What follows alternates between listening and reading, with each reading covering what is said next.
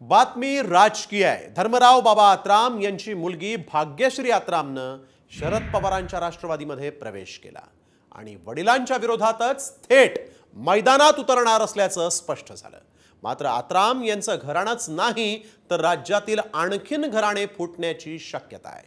ही घराणे कोणती आहेत त्यावरचा हा एक स्पेशल रिपोर्ट पाहूया। राज्यात राजकीय कुटुंबामध्ये भूकंप।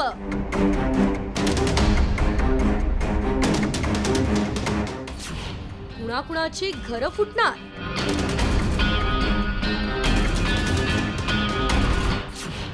राजकीय घराण्यांना फुटीचं ग्रहण।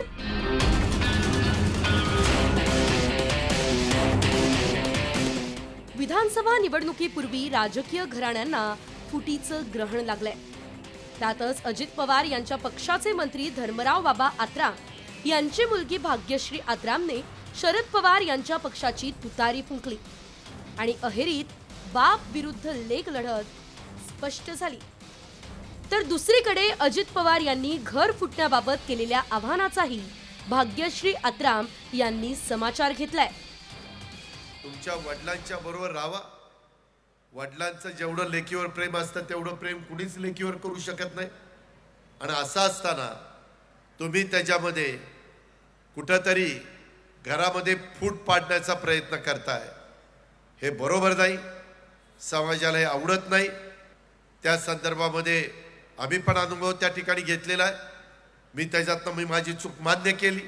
आम्ही तिकीट मागायला गेलो होतो तेव्हाच अजित दादाने आम्हाला म्हटले होते की तुम्ही आम्हाला काय भीक मागायला आले तिकीटची।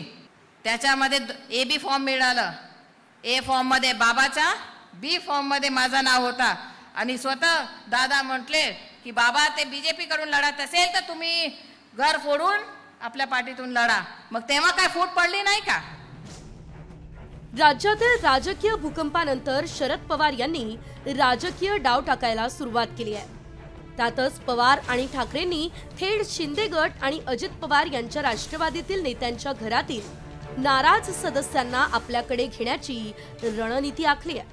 यामध्ये कुणाची घरं फुटण्याची शक्यता आहे पाहूया। दिंडोरीमध्ये नरहरी झिरवळ यांचा मुलगा गोकुळ झिरवळ तुतारी फुंकण्याची शक्यता आहे। तर सांगोल्यामध्ये तानाजी सावंत यांचा पुतण्या अनिल सावंत हा देखील तुतारी फुंकण्याची शक्यता आहे। खेड दापोली या मतदारसंघामध्ये रामदास कदम यांचा पुतण्या अनिकेत कदम यांच्या हाती मशाल येण्याची शक्यता आहे।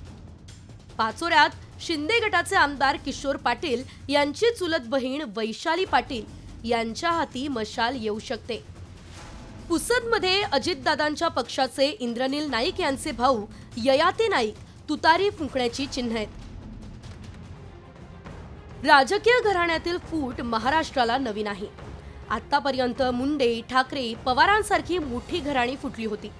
त्याचे राजकीय पडसादही उमटले। मात्र आता तरुण फळी सोबत घेत पवार आणि ठाकरेंनी मोर्चे बांधणी केली आहे।